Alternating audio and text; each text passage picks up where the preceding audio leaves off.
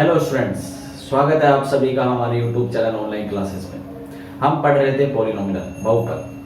बहुपद पर हमने अब तक 10th क्लास के लिए बहुपद की बेसिक इन्फॉर्मेशन, बेसिक इंट्रोडक्शन, बहुपद के बेसिक टाइप्स और बहुपद पर आधारित द्विघात समीकरण के शून्य और गुणांकों के बीच में संबंध, उससे समीकरण निर्माण, फिर विभाजन एल्गोरिथम बहुपदों के लिए, और फिर उसके बाद हमने द्विघात समीकरण के शून्य ज्ञात करने के लिए 3 विधियों के बारे में से 2 विधियां पढ़ी। 2 विधियां कौन कौन सी पढ़ी? एक हमने गुणनखंड विधि, दूसरी पूर्णवर्ग विधि। आज हम इस वीडियो में द्विघात समीकरण के शून्य ज्ञात करने के लिए द्विघातीय सूत्र यानी सिद्धाचार फॉर्मूले को पढ़ने वाले हैं। तो चलो शुरुआत करते हैं आज की क्लास। तो द्विघात समीकरण में हमने शून्य ज्ञात करने के लिए 3 मेथडों के बारे में पढ़ा था। गुणनखंड, दूसरा पूर्ण वर्ग और तीसरा द्विघाती सूत्र। इन 2 के बारे में हम लास्ट वीडियो में पढ़ चुके हैं। आज हम जिसके बारे में पढ़ने वाले हैं वो है द्विघाती सूत्र यानी श्रीधराचार्य सूत्र। तो आज हम इसके बारे में पढ़ने वाले हैं। श्रीधराचार्य सूत्र क्या है, अब हम उसके बारे में बात करते हैं, कैसे काम करता है और कैसे इसका फॉर्मूला है। बहुत आसान चीज है, ज्यादा कठिन नहीं है। आप लोगों ने पढ़ा था कि अगर हम बात करें द्विघाती सूत्र, आप लोगों ने पढ़ा था कि द्विघात समीकरण होती है ax² bx + c = 0, जहां पे a b c गुणांक होते हैं। जैसे अपन पूर्ण वर्ग विधि पढ़ी थी तो bx = -c, और जब आप इसको कन्वर्ट करते हैं पूर्ण वर्ग विधि से तो x + b/2a का होल स्क्वायर बराबर अंडर रूट में, अब जैसे सॉरी अंडर रूट नहीं लगाते तो हमारे पास यहाँ पे आ जाता है b² - 4ac/2। ठीक है, या फिर अपन इसको यहाँ पे भी लिख देते हैं 4a²। तो ये चेंज हो जाता है कि x + b/2a का होल स्क्वायर बराबर b² - 4ac/4a²। और जैसे आप स्क्वायर को हटाते हैं तो प्लस माइनस b² - 4ac। ये वाला जो स्टेप है कैसा है? पूर्ण वर्ग विधि से जो मैंने आपको पढ़ाई थी कि x के गुणांक का भाग देना, फिर x² के गुणांक का x के गुणांक के आधे का वर्ग जोड़ना, तो वो वाली है। और 4a² का इंक्लूड करेंगे तो क्या है? 2a। और इस प्लस का जब आप उधर पक्षांतरण करोगे तो x बराबर -b/2a plus minus b² - 4ac/2a। LCM लेंगे तो 2a आएगा, -b plus minus b² - 4ac x = तो ये हमारे पास क्वेश्चंस फॉर्मूला कि x = -b plus minus b² - 4ac/2a। ठीक है, जहां पे a x² का गुणांक कहलाता है, b x का गुणांक कहलाता है और c अचर पद कहलाता है। ये हो गया। अब इसमें जो इंपॉर्टेंट चीज है, तो ये जो फॉर्मूला है, इसे ही हम क्या कहते हैं? द्विघाती सूत्र यानी क्वाड्रेटिक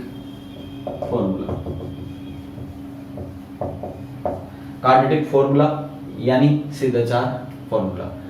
ठीक है, और प्लस माइनस को एक बार हम प्लस लेंगे, एक बार माइनस लेंगे। क्यों? क्योंकि समीकरण 2 घात की है तो इसके शून्य भी कितने होंगे? 2 घात के होंगे। चीज क्लियर हुई? ये जो ब्रैकेट में लिखा हुआ b² - 4ac, इसे हम नई चीज पढ़ते हैं तो आप ये फॉर्मूला आपको याद रखना चाहिए। और मैंने आपको बच्चों बताया था कि जब तक क्वेश्चन में गिवन नहीं हो कि हमें किस मेथड से करना है, तो आपके पास तीनों मेथड अवेलेबल हैं। लेकिन क्वेश्चन में गिवन है कि हमें गुणनखंड से करना है या पूर्ण वर्ग से या द्विघात सूत्र से, तो आप उसी मेथड का यूज करें। पूर्ण वर्ग का यूज तभी करें जब क्वेश्चन में गिवन हो, क्योंकि वो लेंथी रहता है। बाकी आप गुणनखंड और द्विघात सूत्र दोनों का यूज कर सकते हैं। ठीक है, तो इस फॉर्मूले को आपको याद रखना है कि x = -b प्लस माइनस, एक बार प्लस लेंगे एक बार माइनस लेंगे, अंडर रूट में b² - 4ac/2, जिसे हम कैपिटल D बोलते हैं। कैपिटल D क्या है? यानी अगर हम बात करें तो ये नॉर्मली तब काम करेगा जब d > 0 हो। तो हम एक पढ़ते हैं विभक्तिकर, जिसे हम डिस्क्रीमेंट बोलते हैं, जिसे हम d से रिप्रेजेंट करते हैं, और d होता है b² - 4ac। यानी जो अंडर रूट में वैल्यू लिखी हुई है इसको हम कैपिटल D से रिप्रेजेंट करते हैं। इसमें 3 केस होते हैं कि जब d इक्वल टू 0 होता है तो मूल समान व वास्तविक। दूसरा, जब d ग्रेटर देन 0 होता है तो मूल असमान व वास्तविक, यानी भिन्न भिन्न होते हैं। और तीसरा, जब d लेस देन 0 होता है मूल काल्पनिक। ठीक है, क्योंकि अंडरवुड में नेगेटिव आ जाएगा। तो ये 3 केस होते हैं कि जब d 0 होगा तो मूल वास्तविक होगा, समान होंगे, d ग्रेटर देन 0 होगा तो मूल असमान और वास्तविक होंगे, और d लेस देन 0 होगा तो मूल काल्पनिक होंगे। और ये 2 कंडीशन होती है जहां पर मूल अस्तित्व में होता है, मूल अस्तित्व में होता है। और यहाँ पे क्या होते हैं, मूल अस्तित्व में नहीं होता है, यहाँ पे एग्जिस्ट नहीं करता है, यहाँ पे क्या करता है, एग्जिस्ट करता है। तो जब d बराबर 0 और d ग्रेटर देन 0 होगा, यानी पॉजिटिव होगा, तो मूल अस्तित्व में होगा, यानी होंगे, आप निकाल सकते हैं। और जब d लेस देन 0 होगा तो मूल काल्पनिक होंगे और मूल अस्तित्व में नहीं होंगे, इनको आप डिफाइन नहीं कर सकते। तो आपको ये चीजें याद रखनी है। और यही आगे हम जो पढ़ने वाले हैं, मूलों की प्रकृति, तो ये एक तरीके से आप कह सकते हैं कि मूलों की प्रकृति के लिए आप किसका यूज करते हैं, विभक्तिकर का, डिस्क्रिमिनेंट का। तो इस प्रकार से हम इनको पढ़ते हैं। तो हमने द्विघात सूत्र पढ़ा, x equals to minus B plus minus under root में B square minus 4ac upon 2a। Plus minus इसलिए क्योंकि 2 शून्य होते हैं। फिर हमने उसके बाद पढ़ा विभक्तिकर, मूलों की प्रकृति, मूल अस्तित्व में होंगे या नहीं होंगे, शून्य का अस्तित्व में होंगे या नहीं होंगे, उसके लिए हम क्या निकालते हैं, डी। तो उसके ऊपर हम क्वेश्चन स्टार्ट करते हैं बच्चों कि द्विघात समीकरणों के शून्य ज्ञात कीजिए, अस्तित्व में है तो शून्य ज्ञात कीजिए।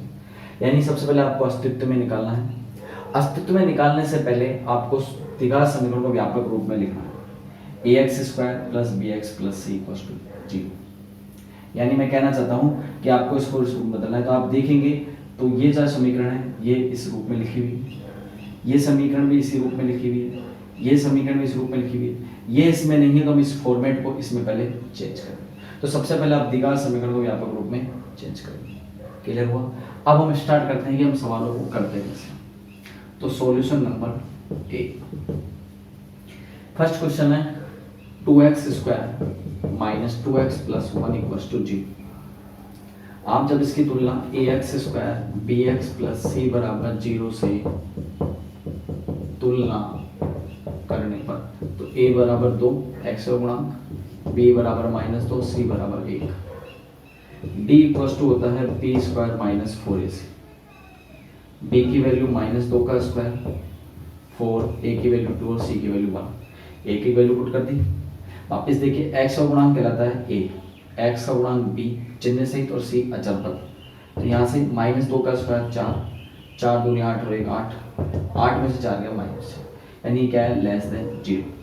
माइनस 4 यानी 0 से छोटा है। आप लोगों ने सबने नंबर सिस्टम में जब ग्राफ बनाए होंगे तो 0 इधर आता है, इसके इधर जो भी हम नंबर लिखते हैं वो प्लस में लिखते हैं और इसके इधर लिखते हैं जो भी लिखते हैं वो माइनस का लिखते हैं। तो 0 से छोटे जो नंबर होते हैं वो क्या होते हैं, नेगेटिव होते हैं, इसलिए हमने इसको लेस देन 0 लिखा।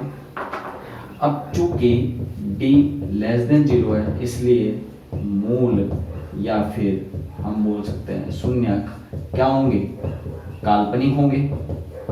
और अगर काल्पनिक होंगे तो अतः अस्तित्व नहीं होगा। क्लियर हुआ? तो जब d का मान यानी डिस्क्रिमिनेंट का मान, विभक्तिकर का मान 0 से छोटा होगा, यानी d4 हम यहाँ कह सकते हैं d equals to विभक्तिकर।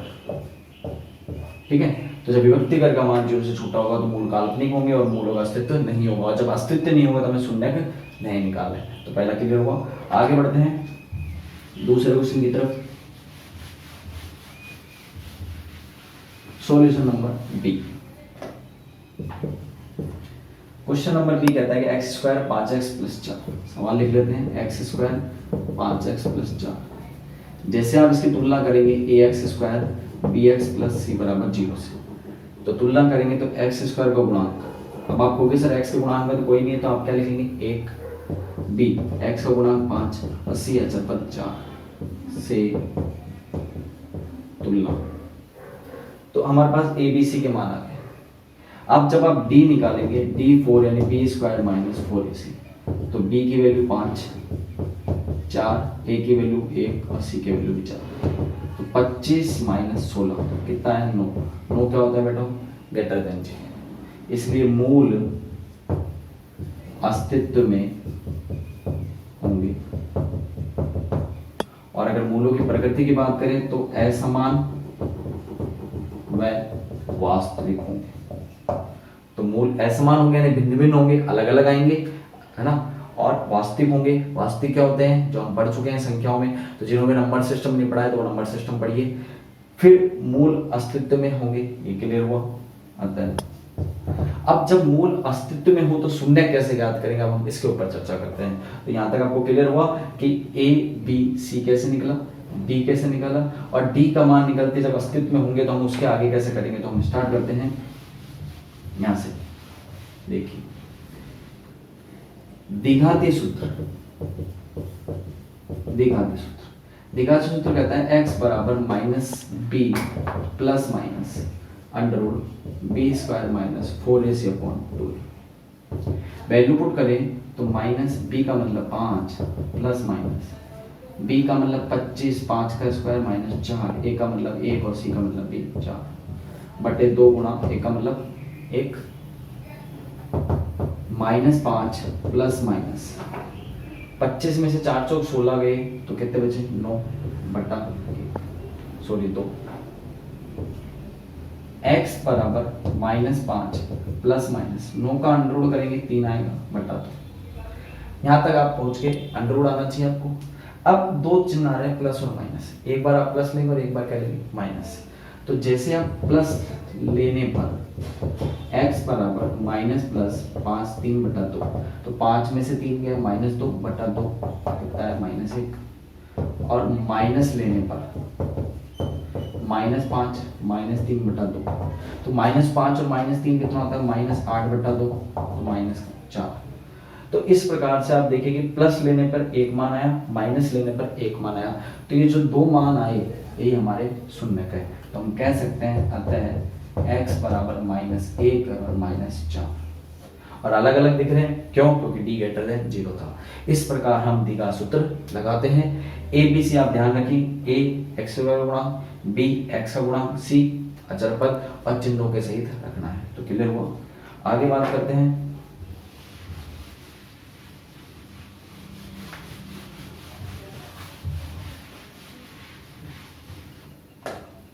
Solution number C की। तीसरा 9x square plus 7x minus 2 बराबर 0, ये सवाल लिखा है। फिर आप जब तुलना करेंगे तो a बराबर 9, b बराबर 7 और c बराबर माइनस 2। d निकालते हैं, b square minus 4ac, b का मतलब 7 का स्क्वायर 9, a का मतलब 9, सी का मतलब माइनस 7 का स्क्वायर होता है 49, माइनस इंटू माइनस प्लस 4 नाम 36, 36 को 2 से गुणा करेंगे 72। तो ये हो गया आपके पास 121 हो गया।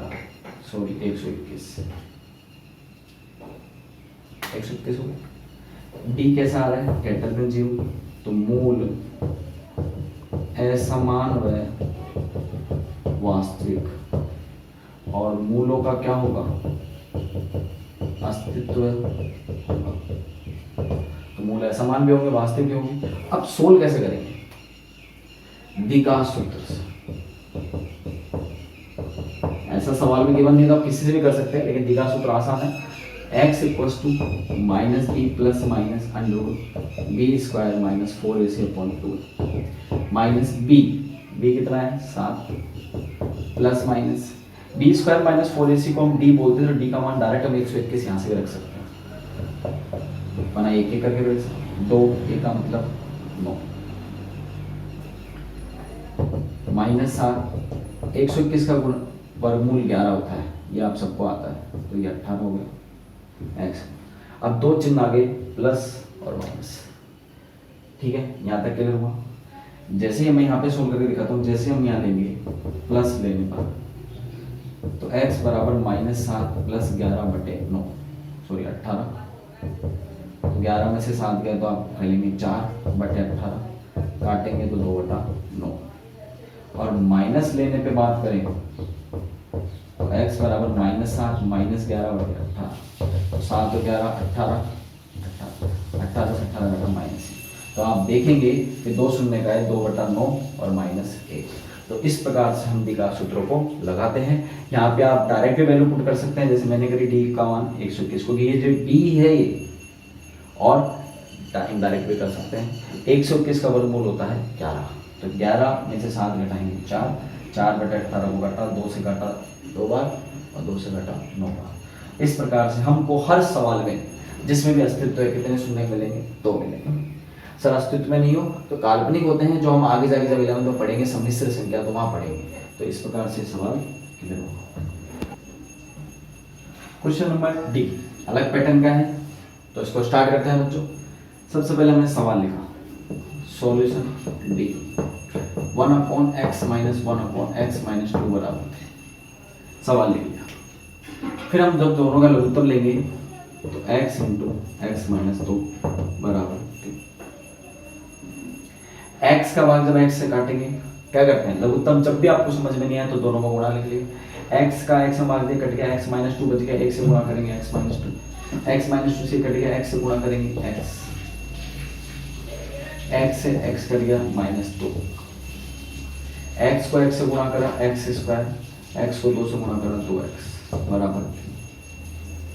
वर्ष गुणा करते हैं, इसके नीचे 1 मान लेते हैं, वर्ष गुणा करते हैं तो 3x² - 6x बराबर -2, क्रॉस मल्टीप्लाई हो गया, सबको एक तरफ ले आते हैं।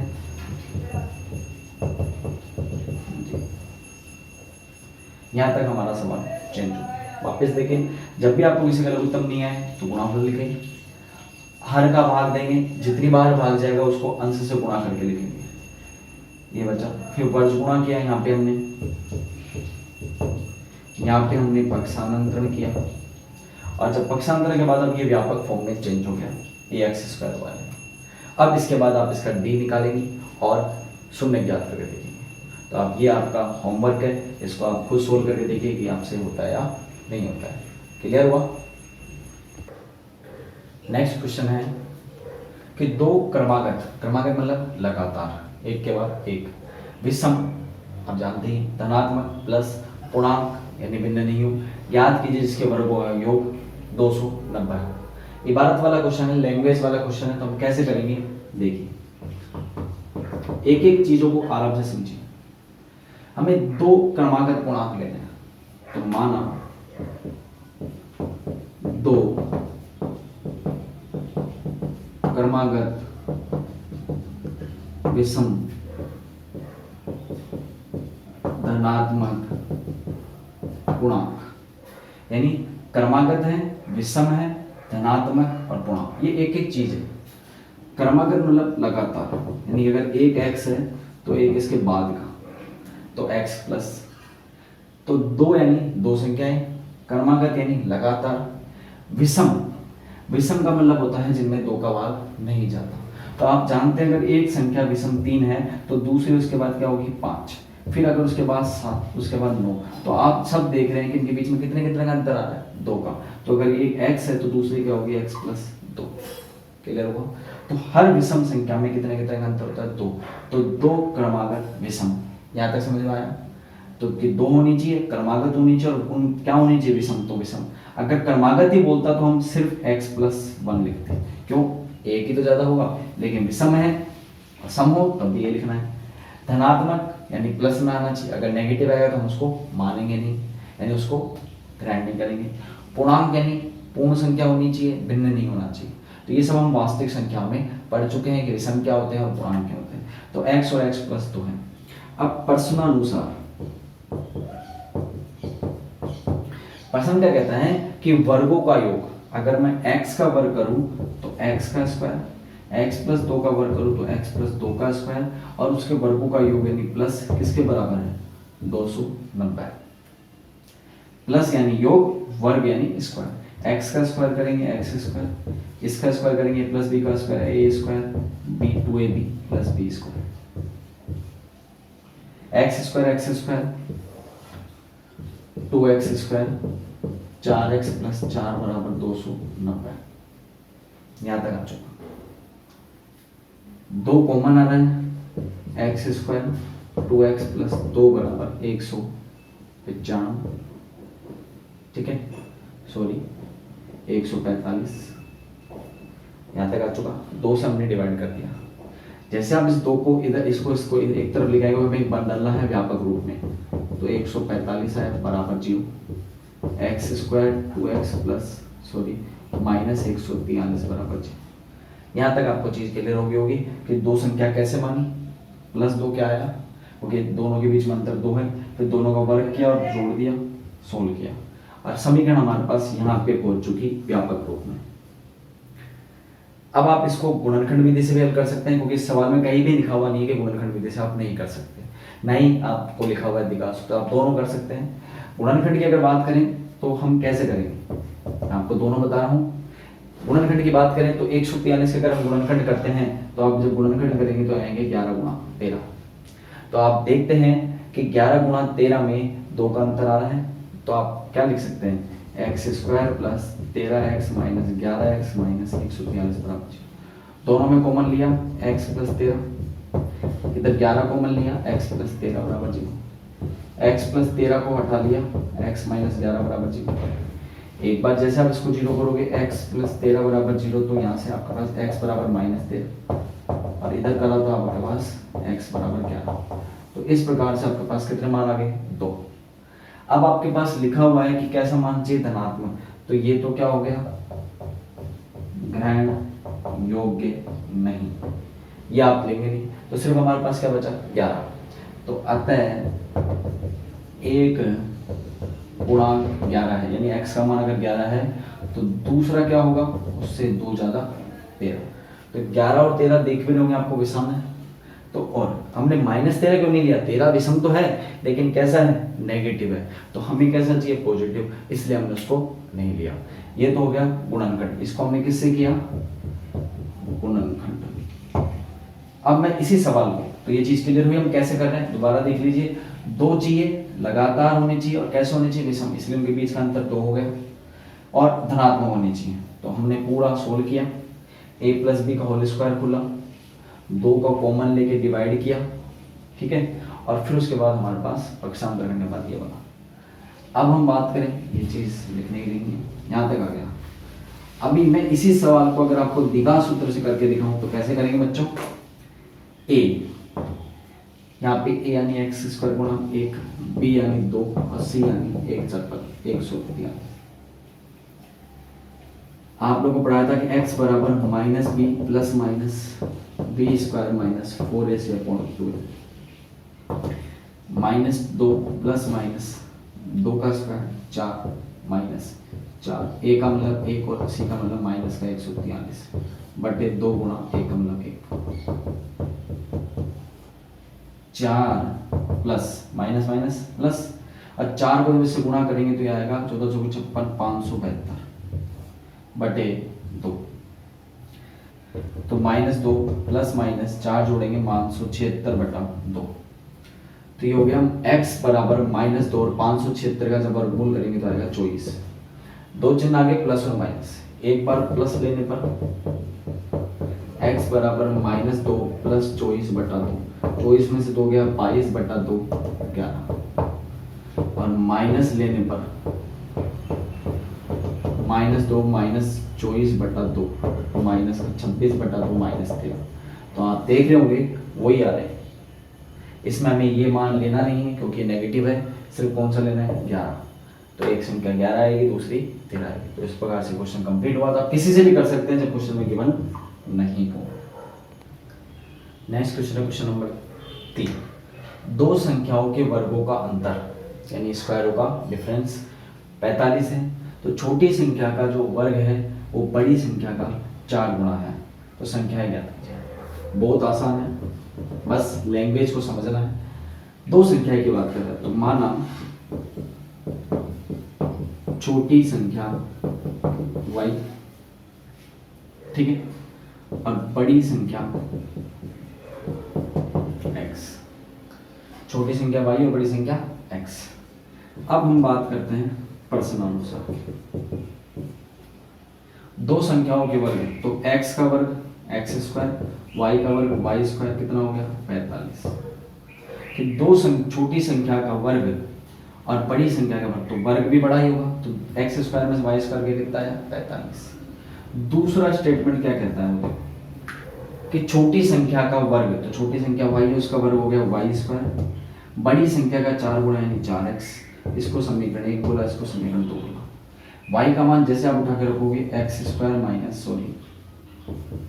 समीकरण 1/2 से, जैसे आप y का मान उठा के रखोगे x स्क्वायर माइनस 4x बराबर 45। y का मान रख दिया, सबको एक तरफ ले आए, व्यापक रूप में चेंज करते तो 45 बदला के हो गया 0। यहाँ तक हमारे पास ये पहुंच गया व्यापक। अब आप गुणनखंड भी कर सकते हैं, जैसे आप 45 से गुणनखंड करें तो क्या क्या हो सकता है, मैं 1 गुणा 45 लिख सकता हूँ, 3 गुणा 15 भी लिख सकता हूँ, 5 गुणा 9 भी लिख सकता हूँ। फिर आप बोले 15 गुणा 9 भी लिख सकते हैं, बात एक ही है। तो आप देखेंगे इन सब के बीच में 4 का अंतर सिर्फ यहीं आ रहा है, तो 5 और 9 इसके टुकड़े हो गए। तो जैसे आप टुकड़े करते हैं तो देखिए मैं स्टार्ट करता हूँ, x square minus 9x plus 5x minus 45 बराबर 0। दोनों में से कॉमन लिया, x कॉमन आया x माइनस 9, 5 कॉमन लिया x माइनस 9 बराबर 0, x माइनस 9 x प्लस 5 बराबर 0।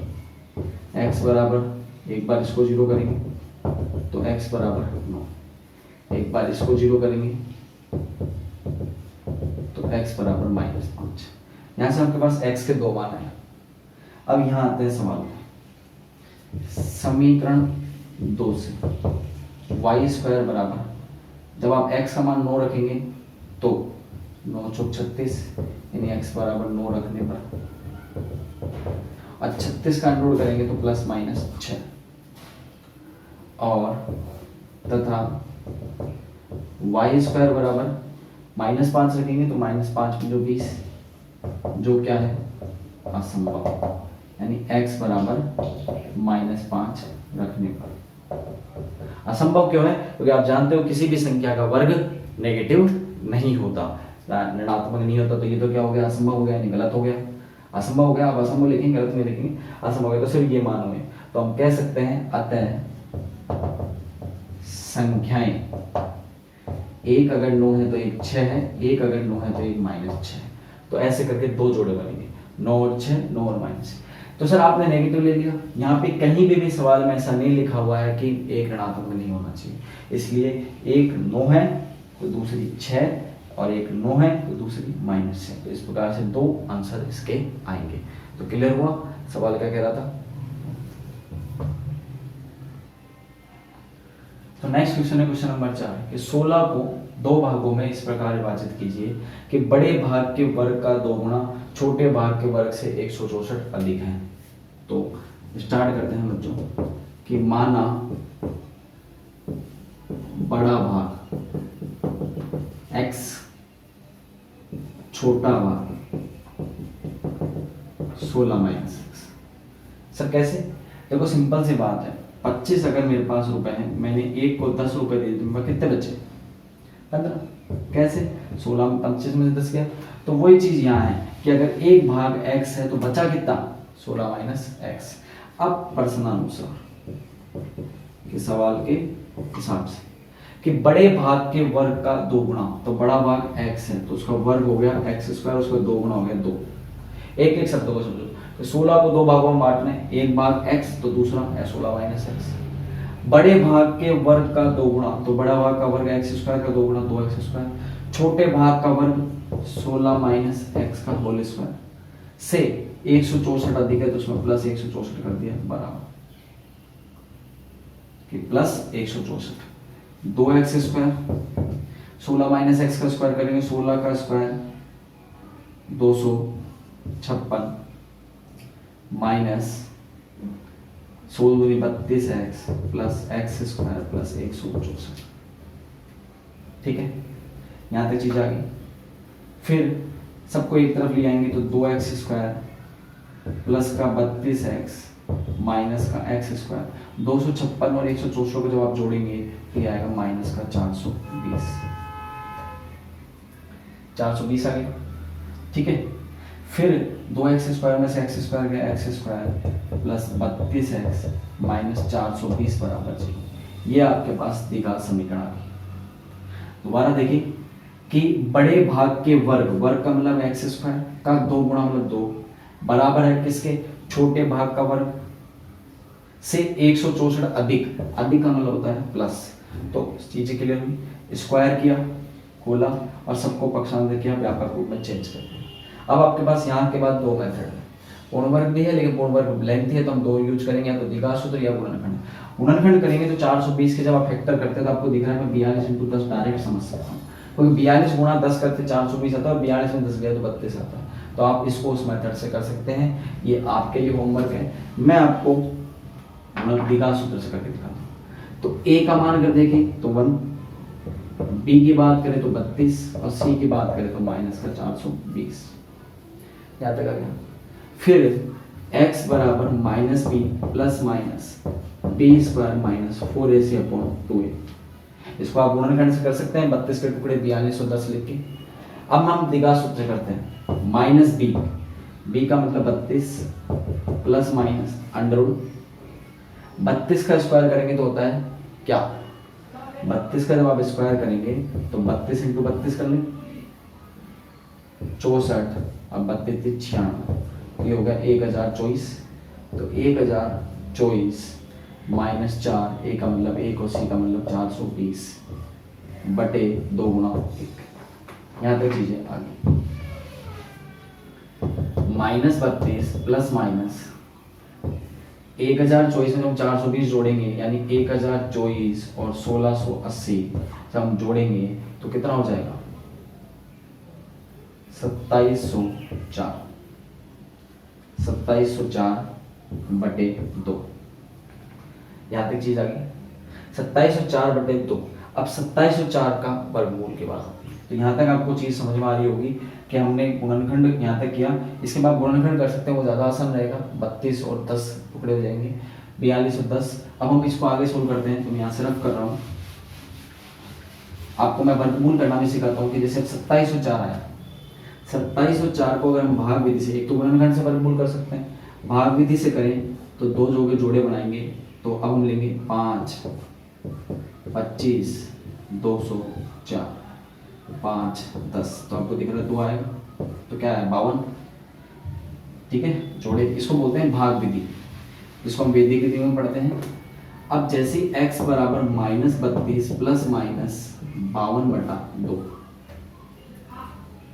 अब एक बार प्लस लेने पर x बराबर -32 प्लस 52/2, तो यहाँ से आपके पास आया 20/2 10, और माइनस लेने पर x बराबर -32 माइनस का 52/2, यहाँ से माइनस का 84/2 -42, जो असंभव है क्योंकि 16 में से हम -42 टुकड़े नहीं कर सकते। तो अतः एक संख्या या एक भाग 10 है तो दूसरा क्या होगा, 16 में से 10 गया तो 6, तो 10 और 6 आंसर हो गए। तो इस प्रकार से हम सवालों को सोल्व करते हैं। तो क्लियर हुआ। तो आज हमने वीडियो में, आज हमने इस लेक्चर में द्विघातीय सूत्र के बारे में पढ़ा और लैंग्वेज रूप में हम द्विघात समीकरण कैसे बनाते हैं, यानी अगर इबारत रूप में कोई क्वेश्चन गिवन है, लैंग्वेज रूप में कोई क्वेश्चन गिवन है, तो हम उसको कैसे मैथमेटिकल रूप में, कैसे इक्वेशन फॉर्म में कन्वर्ट करते हैं और कैसे उसको सोल्व करते हैं। जब भी क्वेश्चन में गिवन नहीं हो कि आपको किस मेथड से सोल्व करना है, तो आप गुणनखंड और द्विघात सूत्र में से कोई सा मेथड कर सकते हैं। हमने कुछ क्वेश्चनों को द्विघात सूत्र से सोल्व किया जैसे, और कुछ क्वेश्चनों को हमने गुणनखंड से सोल्व किया। तो आप किसी से भी सोल्व कर सकते हैं, आंसर सेम ही आते हैं। बस आपको चीजें समझनी कि किस प्रकार से लैंग्वेज में क्वेश्चन होता है और हम उसको कैसे मैथमेटिकल फॉर्म में या इक्वेशन फॉर्म में चेंज करते हैं। नेक्स्ट वीडियो में हम नेचर ऑफ रूट्स की बात करेंगे, मूलों की प्रकृति की बात करेंगे। तो आपको ये वीडियो कैसा लगा ये आप हमें कमेंट करके बता सकते हैं, और ज़्यादा से ज़्यादा चैनल को शेयर कीजिए और सब्सक्राइब कीजिए। Thank you.